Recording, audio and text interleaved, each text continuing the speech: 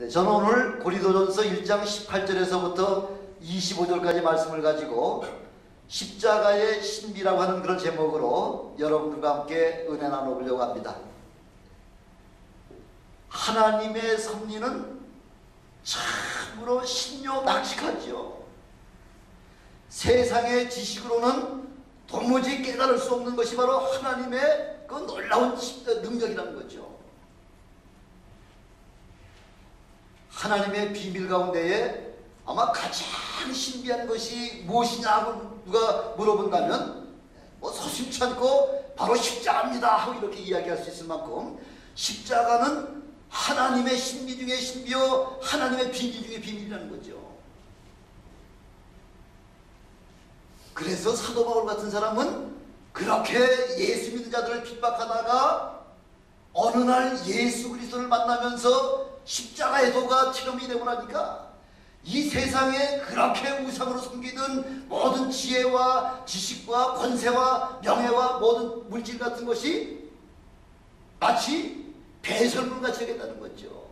왜? 이렇게 십자가의 은혜가 엄청나게 어마어마한 그 비밀을 가지고 있고 그 십자가를 사건을 통해서 우리의 그 모든 영원히 구원받을 뿐만 아니라 우리의 삶 전체가 완전히 180도 변화되는 그 모습을 바라보면서 이제는 세상 것이 더 이상 소망이 아니라는 거죠. 마치 배설물같이 여길 뿐만 아니라 이제 내가 자랑할 것은 그리스도와 예수 그리스도의 십자가 외에 다른 거 자랑할 것이 없다 할 정도로 이렇게 담대하게 십자가의 비밀에 대해서 그렇게 선포했다는 거죠. 우리 하나님은 역사의 주관자시지 않습니까? 그래서 예수님을 이 땅에 보내실 때 그 때가 참에 예수님께서는 그 때를 역사의 때를 모든 것을 주관하시는 그런 하나님이시라는 거죠.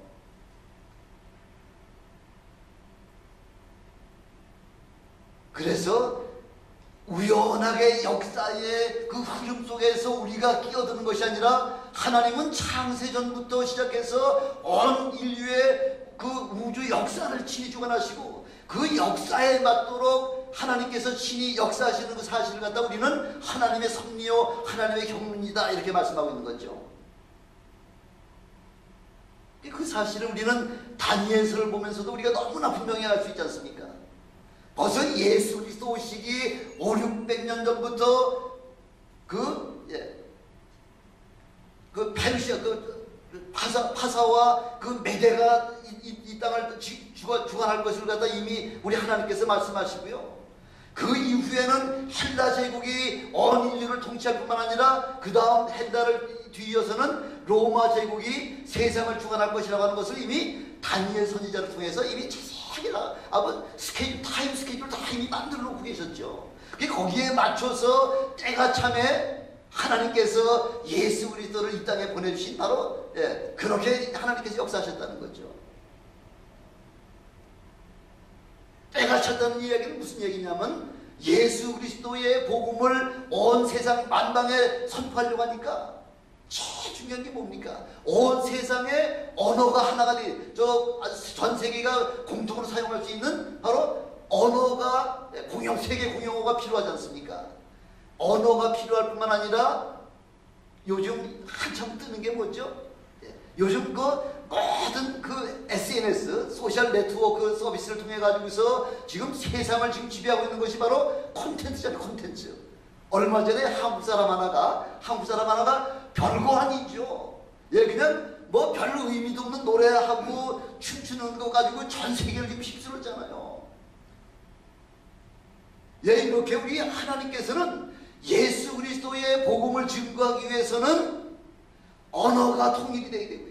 문화가 창달하게 돼가지고 그 언어와 문화를 통해서 예수 그리스도의 복음을 증거할 수 있도록 바로 그 때가 필요했다는 거죠. 그래서 헬라 제국을 통해서 헬라 문화가 온 세계를 아주 창궐할 만큼 이렇게 엄청난 그 헬라 언어와 문화를 아주 세계에 지배하도록 그렇게 만들어 놓고 난 다음에 문화와 언어만 가지고서 하나님의 복음이 증거되는 게 아니지 않습니까? 그래서 그 헬라 다음에 로마 제국을 하나님께서 허락하셔서 로마 제국을 통해서 온 세계 만방에 저 식민지를 가서 지배하려고 할 것 같으면 먼저 교통수단이 발달이 되어야 되기 때문에 로마 제국을 통해서 온 세계가 로마로 향하도록 그렇게 길을 다 닦아놨다는 거죠.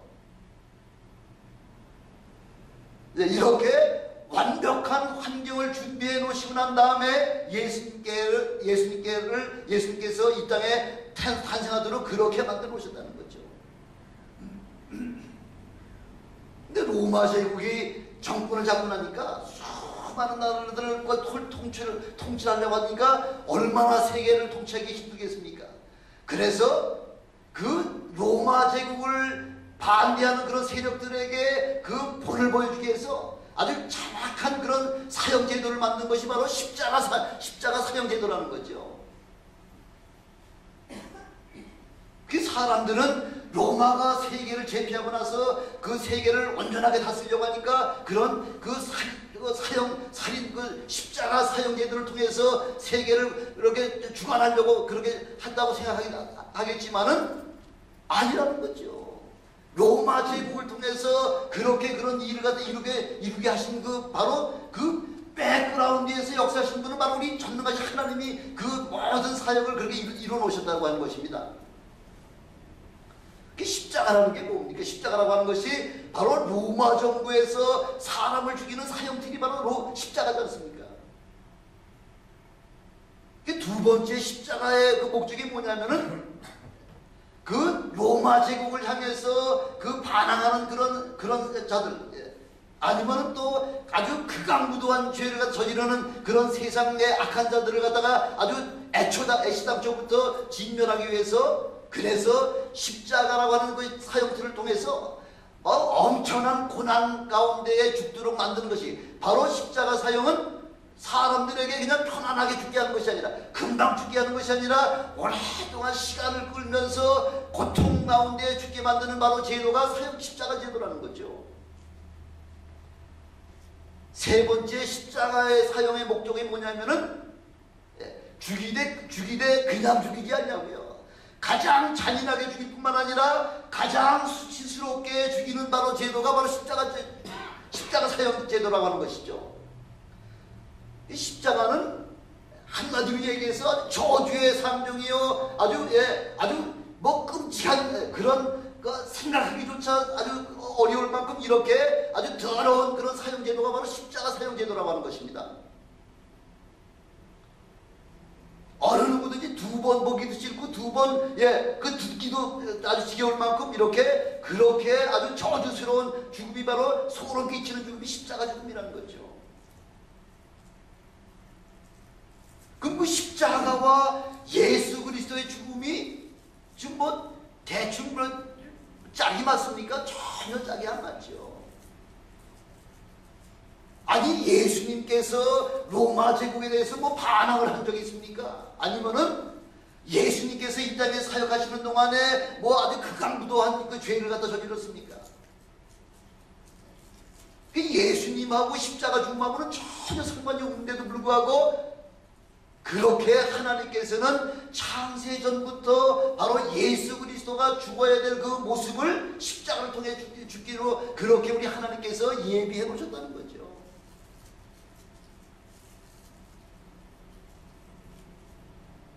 이렇게 아무 죄도 없는 예수 그리스도를 죽이는 일에 보니까 그 유대 나라의 모든 그 정치적인 종교적인 그런 최고 책임자가 누구냐면 바로 대제사장들이잖아요. 그게 바로 대제사장들과 장로들과 바리새인들과 서기관들과 그리고 헤롯 당원들과 사두개인들, 서로 평상시에는 서로 원수지간이었던 그런 사람들까지 예수를 죽이는 데는 한마음 한뜻이었다는 거죠. 하다못해 그 로마 총독인 그 빌라도 총독이 그 유대 왕이 누구죠? 헤롯이잖아요. 평상시에는 서로 아주 원수같이 지내는 그런 사이였다는 거죠. 헤롯하고 그 빌라도하고는. 그러나 예수를 죽이는 일에 대해서는 서로 그날 친구가 돼가 서로 선물을 주고받으면서 예수 죽이는 그 일에 한마음 한뜻이 됐다는 거죠. 우리는 이 사건을 통해서 예수 그리스도의 십자가 죽으심의 사건을 통해서 선한 일을 도모하는 데 있어서는 서로 누가 오니 누가 그러니 하면 서로 다툼이 있어가지고서 그 선한 일을 제대로 시행하지 못하지만은 이렇게 악한 일을 할 때에는 아주 그냥 서로 각각 다른 그런 신분이나 그 서로 다른 환경에 있는 사람들이 하나로 똘똘 뭉쳐가지고서 그 악한 일을 하는 데는, 예수를 죽이는 일에는 하나가 됐다는 거죠. 얼마나 신기합니까? 얼마나 신기해요. 예수님이 이 땅에 오셔서 공생의 3년 반 동안 그 사역을 하시면서 예수님 하신 사역은 어떤 사역이에요?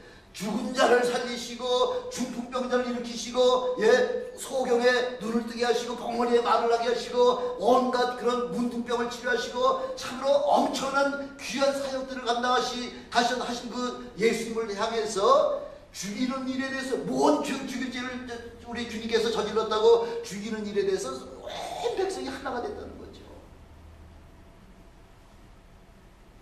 왜 그렇게 예수님을 죽이려고 그렇게 애를 썼느냐면요, 세 가지 이유잖아요. 첫째 이유는 예수님이 내 아버지는 하나님이시다, 바로 하나님의 친아들이다, 하나님이 내 친아버지라 하고서 이렇게 하나님을 망령되이 일컫다는 거죠. 네가 무슨 하나님의 아들이냐는 거죠.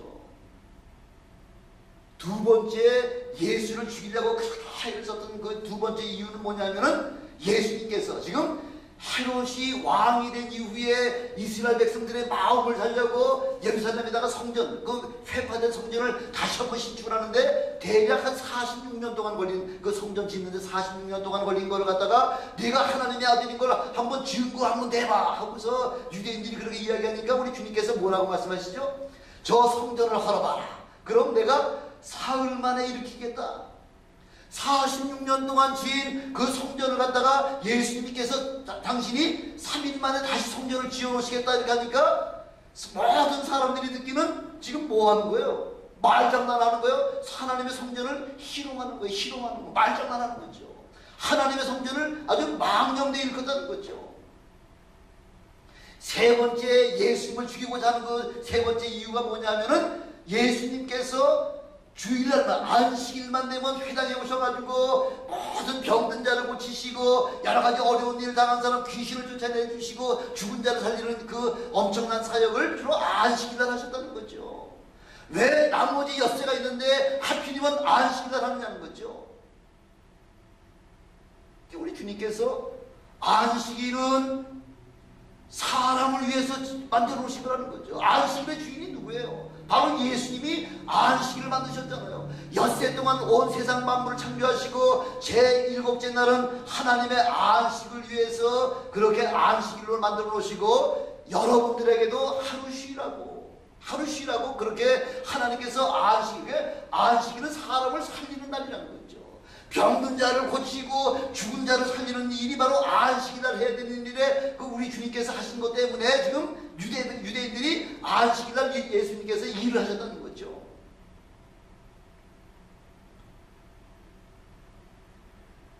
그리고 종교 지도자를 만날 때마다 이 회칠한다며 이 참으로 하면서 만날 때마다 예수님께서 그 종교 지도자를 만날 때마다 그렇게 책망하잖아요.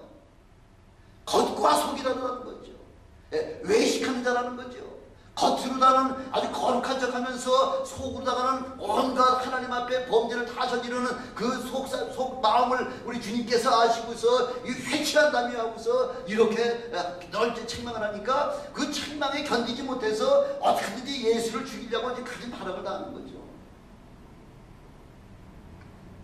근데 예수님을 죽이고 싶은데 예수님을 죽일 뭐 제목이 있어야죠. 제목이. 그게 만약 이런 유대인들이 지금 이야기하는 하나님을 망령되이 여기고 하나님의 성전을 경홀히 여길 뿐만 아니라 안식일 어겼다고 할 것 같으면은 그럼 유대인들이 자기네 율법 가지고서 처리할 수 있는 법이 있잖아요. 어떻게 하면 되나요? 돌로 때려 죽이면 되는 거예요. 예수가 하나님을 망령되이 일컫다 그러면 돌 집어가지고 예수를 때려 죽이면 되는 거예요. 근데 지금 그렇게 때려 죽일 수가 없는 게 예수님께서 하신 사역이 너무나 엄청난 사역을 감당하셨기 때문에 감히 하나님이 아니시고는 그 사역을 감당할 수 없을 만큼 이런 엄청난 일을 우리 주님께서 3년 반 동안 창세 이래 이런 그 일을 해본 사람이 아무도 그런 일을 해보지 못한 사역을 우리 주님께서 3년 반 동안 그 엄청난 사역을 감당하셨기 때문에 백성들의 눈이 두려워가지고서 예수님을 때려 죽이지 못하는 거죠.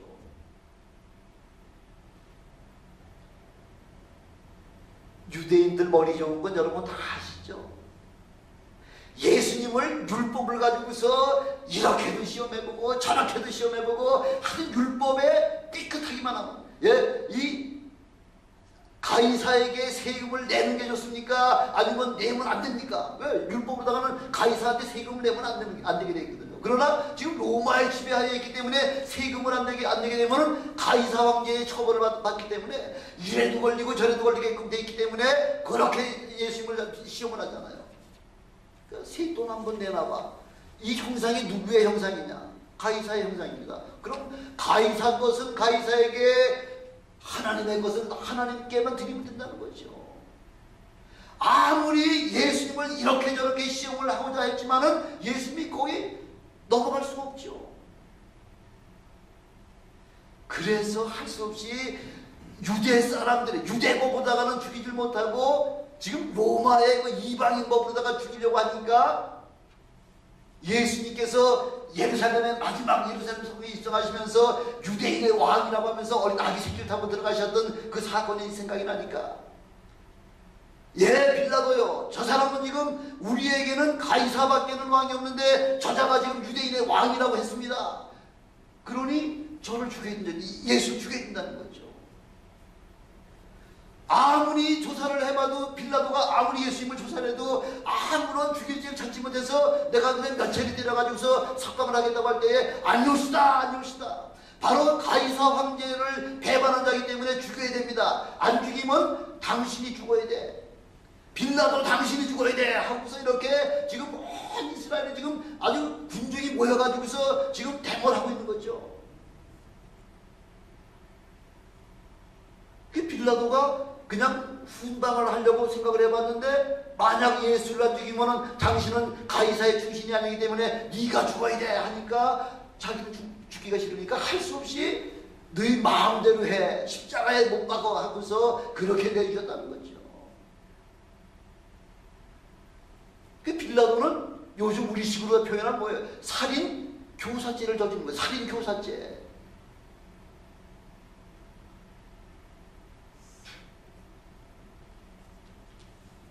그래서 로마 병정들에 의해 로마 군인들에 의해 가지고서 사람을 그 예수를 처치할 것 같으면은 유대 백성들로부터 원망을 들을 일도 없고요.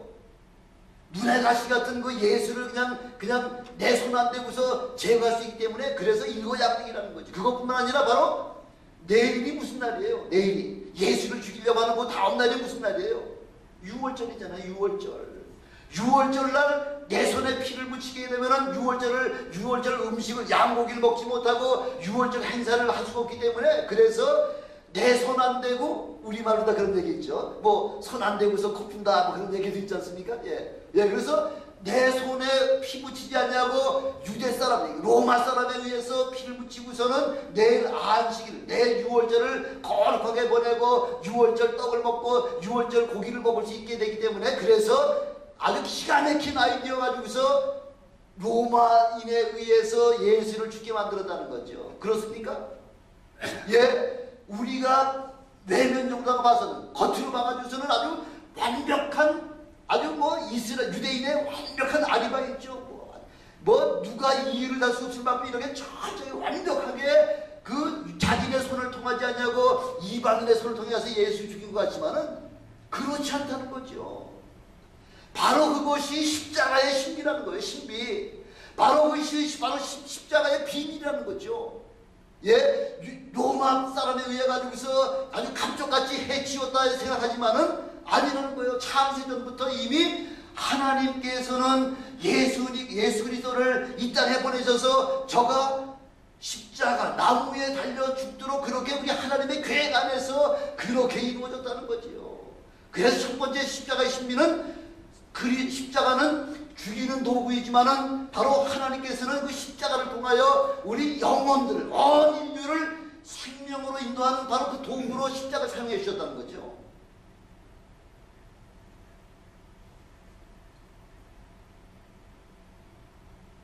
지금 로마법으로다가는 아주 극악무도한 죄를 졌든지 아니면은 그 가이사 황제를 그 배반해서 나라를 갖다가 지금 전복하려고 하는 그런 죄를 졌든지 이런 자들 아니면은 십자가 처형을 할 수가 없는데, 그렇게 극악무도한 죄를 져도 십자가에 죽어야 되는데, 근데 예수 그리스도는 온 인류의 모든 사람의 죄, 나의 죄, 여러분들의 죄, 창세로부터 시작해 아담의 죄로부터 시작해가지고서 다시 오실 주님이 다시 오실 바로 그 순간까지의 모든 인류의 죄악을 그분께 다 덮으시었기 때문에, 그래서 우리 주님의 죄는 아주 극악무도한 거에 몇십억 배가 될 정도로 이렇게 엄청난 죄악을 예수님께 씌웠기 때문에 예수님은 나무에 달려 돌아가시지 않냐면 안 되는 그런 그 죄인이 됐다는 것이죠. 그냥 형식으로다가 좋은 게 좋다고 그거 아니에요. 형식적인 것이 아니라 완전히 실질적인 저와 여러분의 죄를 그분께 예수님께 다 덮으시었기 때문에 예수님은 아주 극악무도한 죄인같이 그렇게 되어 있기 때문에 신명기 21장 23절에 보니까 나무에 달린 자는 하나님께로부터 저주를 받은 자다. 하나님께로부터 저주받은 자는 바로 나무 위에 달려 죽어야 된다고 해서 이미 율법의 신명기 21장 23절에 하나님께서 제정을 해놓으신 거예요. 그래서 예수님은 아무리 내가 이 잔을 내게서 넘어갈 수는 없겠습니까? 나를 이 십자가에서 죽음에서 좀 피할 수가 없겠습니까? 그러나 내 원대로 마시옵시고 주님의 뜻대로, 하나님의 뜻대로 해주시옵소서 하고서 이렇게 하다가 3시간씩이나 기도하다가 결국은 하나님께로부터 응답받았지 않습니까? 하나님의 아들이라고 하더라도 십자가에 죽는 문제에 있어서는 극악무도한 온 인류의 죄를 덮어서 쓴 그런 상황 속에서는 십자가에 나무에 달려 죽지 않을 것 같으면 하나님은 그 거짓말 하시는 하나님이 되는 거죠. 예수님께서 십자가 다니실 때 양쪽에 두 행악자가 같이 달려가면서 그러면서 계속해서 네가 그리스도여거든 너도 한번 구원받고 우리도 한번 구원해봐 하고서 계속해서 예수님을 비방하죠. 양쪽에서. 그때 예수님께서 하신 말씀이 뭐예요? 무슨 말씀을 우리 주님께서 하셨나요? 그들에게 대항해서 한 말씀 하신 것이 아니라 그들이 네가 그리스도여거든 너도 구원받고 우리도 한번 구원시켜봐 하고서 계속 예수님을 비방할 때에 우리 예수님께서는 하늘을 향해서 아버지여 저희를 용서해 주시옵소서.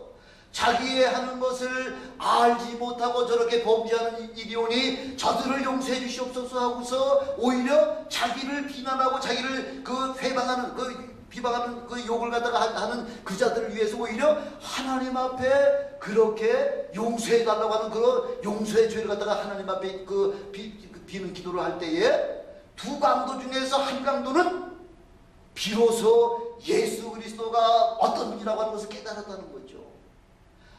이분은 우리와 똑같은 이런 죄인의 몸으로 죽는 십자가에 죽는 것이 아니라 우리의 모든 죄의 문제를 저분께서 친히 대신 짊어지고서 죽으시는구나 하는 것을 깨닫자마자 당신의 나라 임하실 때에 나 같은 죄인도 용서받을 수 있도록 생각해 주시옵소서 하고 이렇게 주님 앞에 고백하니까 주님이 그 자리에서 뭐라고 그러죠? 오늘 내가 나와 더불어 낙원에 있습니다. 파라다이스에 있겠다는 거죠. 너는 오늘 나와 더불어 내가 오늘 여기서 생명이 끊어지면 낙원으로 파라다이스 낙원에 갈 텐데 너는 나와 더불어 낙원에 가 있을 것이다. 십자가가 죽이는 도구입니까? 살리는 도구입니까? 예수 그리스도 안에 들어오기만 하면은 십자가는 죽이는 도구가 아니라 십자가를 통해서 우리 온 인류가 생명을 얻는 그 엄청난 비밀이 바로 십자가 안에 있다는 거죠. 그래서 멸망하는 자들에게는 십자가는 미련한 도구지만은 구원 얻는 우리에게는 하나님의 엄청난 능력이 된다는 거죠.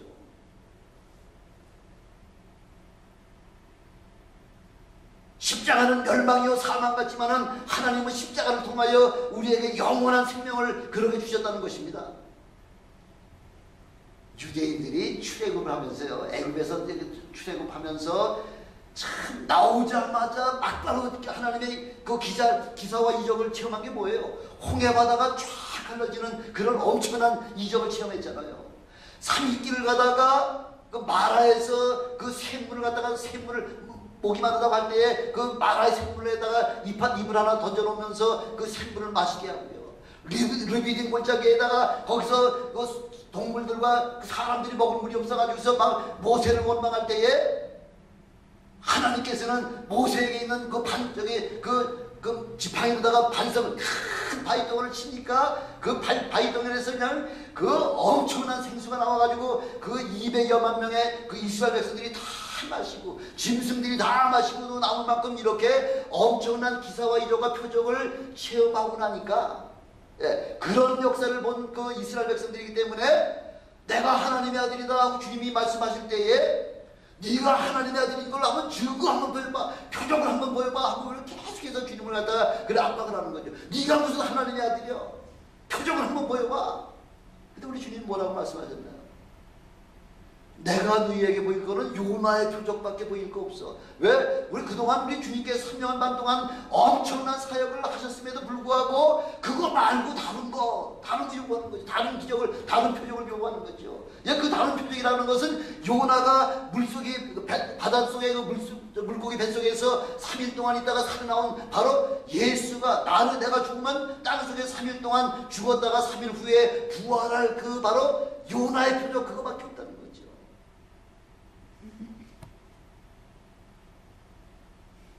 그 유대인들은 표적을 보지 않냐면 도무지 믿지 않냐고요. 헬라인들은 지혜를 찾는다는 지혜를. 왜? 헬라 사람들은 헬라 문화가 온 세상에 창달할 정도로 이렇게 철학과 과학과 학문과 이 문화는 이 헬라 그리스에서부터 나오기 시작했잖아요. 그래서 그 엄청난 과학과 철학을 통해서 온 세계를 지배했듯이 그 헬라 사람, 그리스 사람들은 우리에게 한번 지혜 한번 보여봐. 지혜를 보이라는 거죠.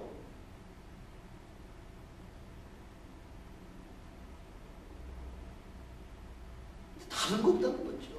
우리가 하나님을 알 수 있는 유일한 방법은 뭐밖에 없다고요? 바로 예수 그리스도의 십자가밖에 없다는 거죠. 십자가를 통해서 우리는 하나님의 그 어마어마한 그 계획과 경륜과 섭리를 우리가 깨달을 수 있다는 거죠. 십자가가 어떻게 죽을 자리에서 살아나는 그 하나님의 능력이 됩니까? 하나님의 아주 오묘한 섭리라는 거죠.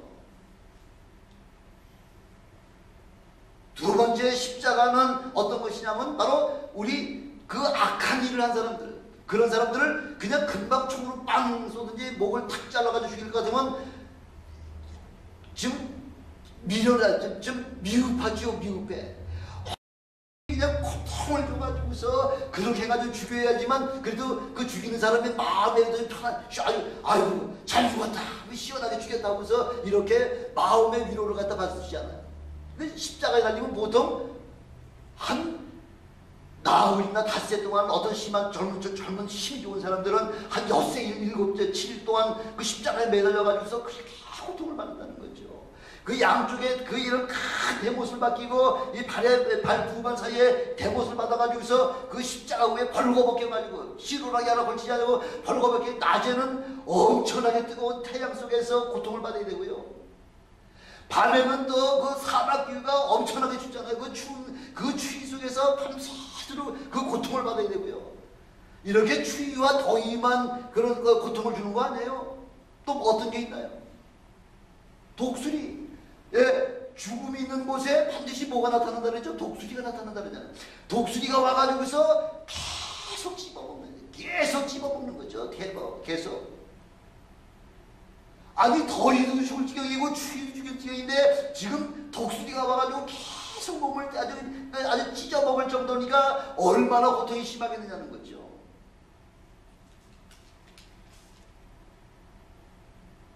이렇게 십자가는 아주 악랄하게 고통을 주며 죽이는 바로 도구가 바로 십자가 도구인데요. 이 십자가는 바로 뭐를 우리에게 의미하느냐면은 이 십자가 고통은 장차 우리 믿음의 사람들이 받아야 될 당해야 될 그 지옥의 형벌에 비하면 또 그건 아무것도 아니지만은 장차 우리가 당해야 될 믿지 아니하고서 우리가 당해야 될 그 지옥의 그 엄청난 고난을 이 십자가를 통해서 우리에게 보여주고 계시는 거죠. 그러니까 십자가 앞에 나오라는 거예요. 이사야서 53장 5절에 보니까 우리의 허물 때문에 그분께서 찔림을 당하시고요, 우리의 죄악 때문에 그분께서 대신 상함을 받으시고요, 우리가 받아야 될 징계를 그분께서 대신 징계를 받음으로 말미암아 저와 여러분에게 평화를 주신, 그 화평을 주신, 그리고 또 우리가 당해야 될 이 육신의 고난을 위해서 주님께서는 미리 채찍에 맞으심으로, 그가 채찍에 맞음으로 너희가 나음을 입었도다. 우리가 받아야 될 이 모든 고난을 예수 그리스도의 십자가 사건을 통해서 그분께서 다 담당해 주셨다는 것입니다. 그래서 마태복음 11장 28절에 30절에 보니까 수고하고 무거운 짐진 자들아 다 내게로 오는 거죠. 내게로 오면 내가 너희를 쉬게 하겠다는 거죠. 내 멍에는 쉽고 내 짐은 가벼웠기 때문에 그냥 주님 옆에 동행하기만 하면은 우리 주님께서 여러분들의 멍에를 대신 짊어지시고 여러분의 짐을 대신 그분께서 짊어지고 우리는 옆에 따라가기만 하면 됩니다.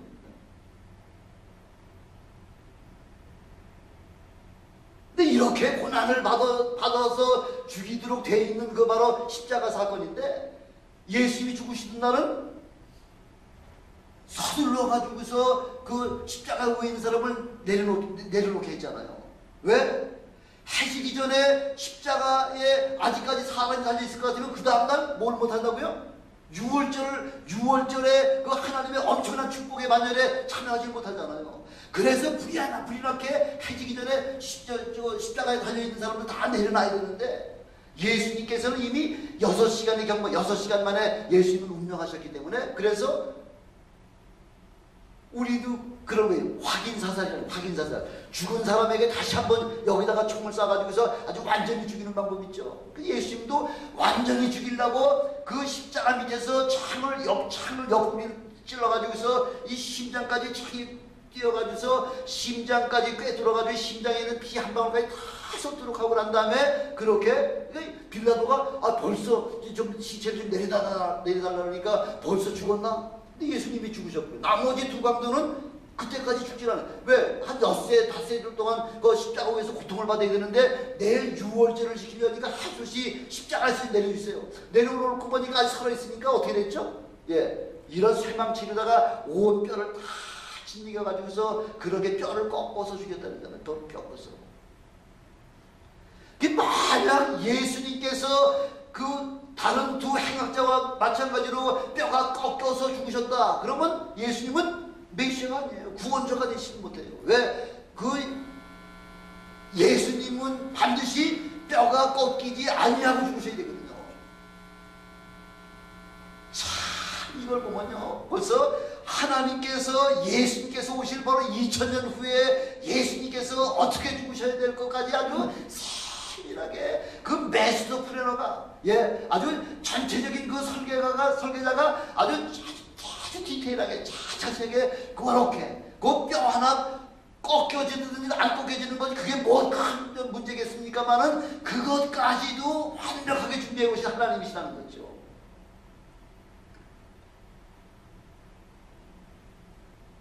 세 번째 신비, 십자가의 신비라고 하는 것은 어떤 거냐면 세 번째 십자가는, 예, 그냥 죽여도 보통 죽이는 게 아니라 고통 주면서 죽이는 것뿐만 아니라 또 어떻게 죽이는 거예요?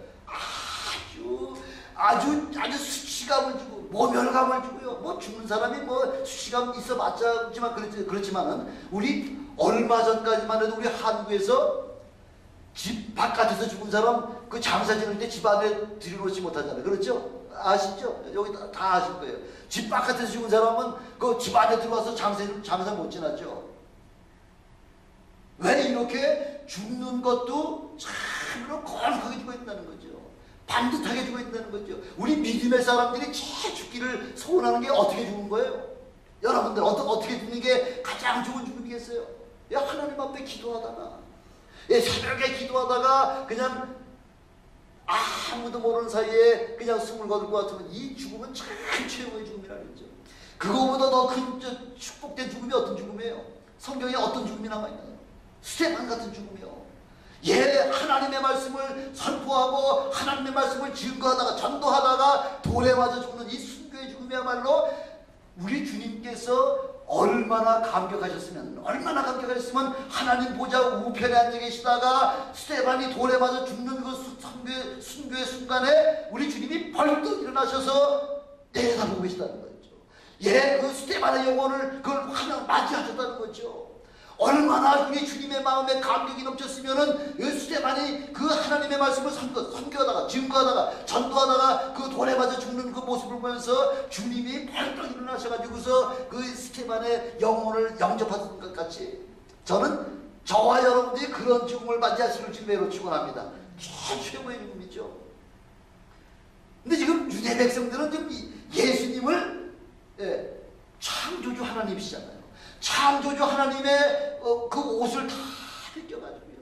그 알몸을 가지고서 해놓고서는 지금 어떤 사람들이 지금 그 옆을 지나다니고 있나요? 이런 사람 저 사람 뭐 별의별 사람 다 지나다니면서 그걸 바라보고 있잖아요.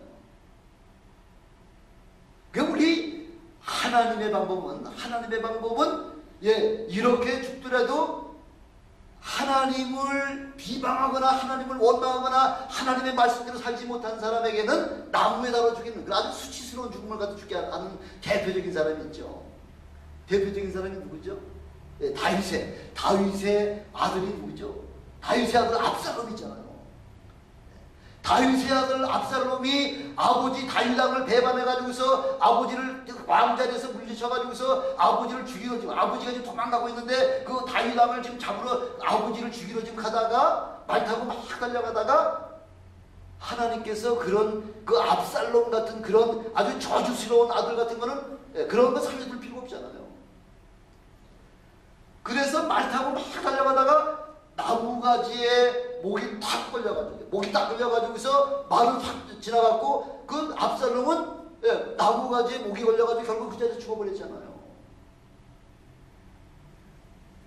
다윗왕은 나를 죽이려고 하는 그 사울왕을 피해가지고 도망다니다가 죽을 기회가 완벽하게 그냥 창으로다가 그냥 심장만 내려 꽂기만 하면 죽는 그런 순간을 2번이나 주셨음에도 불구하고 하나님께서 기름 부음을 받은 자를 내 손으로다가 해칠 수 없어.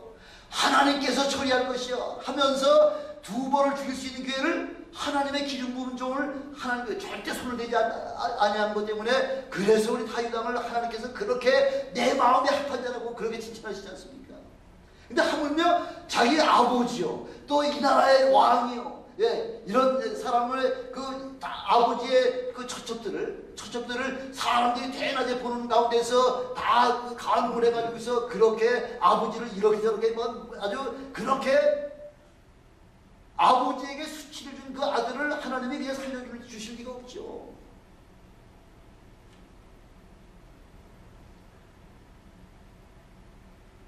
그래서 우리 지금 유대의 종교 지도자들도 하여튼 자기의 계략으로 말미암아 지금 예수님을 아주 감쪽같이 아주 그렇게 죽였다고 생각했지만은 그러나 누가복음 23장에 보니까 지금 예수님이 십자가 달려있는 그 주위에 어떤 사람들 모여있나요? 누가복음 23장 35절 39절에 보니까 십자가 주위에는 백성들이 쭉 둘러서가지고서 예수님이 십자가에서 고통을 받으며 죽어가시는 그 모습을 지금 구경하고 있는 거예요.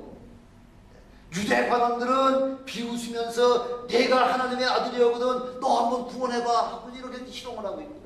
또 로마 군병들은 예수님의 옷을 다 나눠갖고 희롱하면서 뭐라고 말씀하냐면 내가 만약 유대인의 왕이라면 너도 구원하고 이 사람도 한번 구원시켜봐 하면서 계속해서 그 예수님의 그 아픈 마음에다가 아주 심장에다 쫙 못을 박는 거죠. 십자가 위에는 또 뭐라고 써놨죠? 이는 유대인의 왕이다. 죄목이 바로 유대인의 왕이라는 이 사람은 바로 유대인의 왕이라는 거죠. 그것도 헬라 말로다가 히브리 말로다가 로마 말로다가 이 라틴어하고 히브리 말하고 헬라 말 세 가지 말로다가 아주 온 세계 백성들이 다 할 수 있도록 이 세 개 나라 그 언어로다가 써가지고서 헬라어는 세계 공용어니까 온 세계 사람을 다 알고요. 로마가 지배하니까 로마 백성들은 다 알아야 되고요. 또 헬라 그 히브리 땅에서 죽으니까 히브리 말로 다 해가지고서 아주 온 천하에 이 사람은 유대인의 왕이라고 비꼬면서 지금 죽이고 있는 그 모습을 보면서요. 그때 그 십자가 밑에는 자기 모친 마리아가 거와 있고요. 이모가 거와 있고요. 자기 여제자들이 자기 따라다니던 여자 제자들이 쭉 둘러서 있고요. 또 자기 그 제일 사랑하는 사도 요한도 지금 거기 와가지고서 예수님이 죽어가는 그 모습을 바라보면서 어떻게 할래야 할 방법이 없죠. 그런데 예수님 자신도 그것이 너무나 힘들고 괴로워가지고요. 예수님이 뭐라고 지금 외치고 계시잖아요. 엘리 엘리 라마 사막다니, 나의 하나님 나의 하나님 어찌하여 나를 이렇게 나를 버리시나이까 하면서 주님까지도 하나님 왜 나를 버리셨나이까 하고서 그렇게 울부짖으면서 그 외칠 때에 하나님 자신도 자기 아들 독생자 외아들이 죽어가는 그 모습을 우리 하나님도 참아보실 수가 없어가지고서 온 세계에 흑암으로다 3시간 동안 흑암으로다가 완전히 아주 감춰버리셨다고 말씀하고 있잖아요. 아들의 저주와 수치를 우리 하나님도 보실 수가 없어가지고서 흑암으로다가 세상을 가려놓으시고서요. 바로 저와 여러분들이 당할 모든 수치, 이거를 예수님께 다 덮으시었다는 거죠. 그래서 십자가는 가장 저주요 가장 처참한 죽음인 것 같지만은, 그러나 우리 하나님께서는 모든 사람이 지금 유대 백성들이 지금 그냥 할렐루야 자 우리의 소원이 이루어졌다고 해서 이렇게 기쁨의 그 음성이 채 사라지기도 전에 하나님께서는 3일 만에 죽은 자 가운데서 부활을 시켜서 부활의 천절매를 삼아주신 우리 하나님의 이름을 찬양합니다. 이렇게 우리가 주님 앞에 십자가 앞에 나오기만 하면 그 다음부터는 그러면 우리 주님께서 우리에게 어떤 특혜를 주시냐. 요한복음 1장 12절 영접하는 자 곧 그 이름을 믿는 자들에게는 하나님의 자녀가 되는 권세를 주셨으니, 예수 그리스도 십자가 안에 들어오기만 하면은 하나님의 자녀가 되는 권세. 어떻게 우리가 하나님의 자녀가 됩니까? 그러나 우리가 이렇게 더럽고 추악한 죄인이라고 하더라도 주님의 십자가 안에 들어오기만 하면은 바로 여러분도 너 내 아들이다 내 딸이다 이렇게 하나님의 자녀가 되는 권세를 주셔서 그 주님이 하시던 모든 사역을 우리에게 그대로 맡겨주실 뿐만 아니라 주님이 하셨던 것보다 더 큰 사역을 우리에게 맡겨주시겠다고 약속해주고 계시지 않습니까? 그런 주님을 체험하시는 여러분 되시길 주님의 이름으로 축원합니다. 이게 바로 십자가의 힘이라는 거죠. 이게 바로 십자가의 비밀이라는 거죠. 십자가는 사망이 아니라 바로 생명을 주시는 것이요, 바로 십자가는 우리가 받아야 될 고통을 그분께서 대신 고통을 받아주심으로 말미암아 바로 십자가는 우리에게 평안과 안식을 줄 뿐만 아니라 바로 십자가는 우리의 모든 더러운 죄와 그 수치와 저주를 우리 하나님 예수 그리스도께서 대신 수치를 다 담당해 주셨기 때문에 이제는 하나님의 자녀된 영광을 그런 누리시는 여러분이 되시길 주님의 이름으로 축원합니다.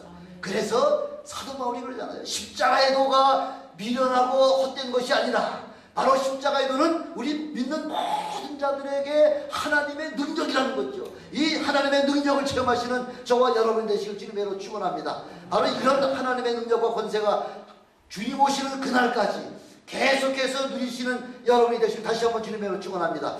기도하시겠습니다.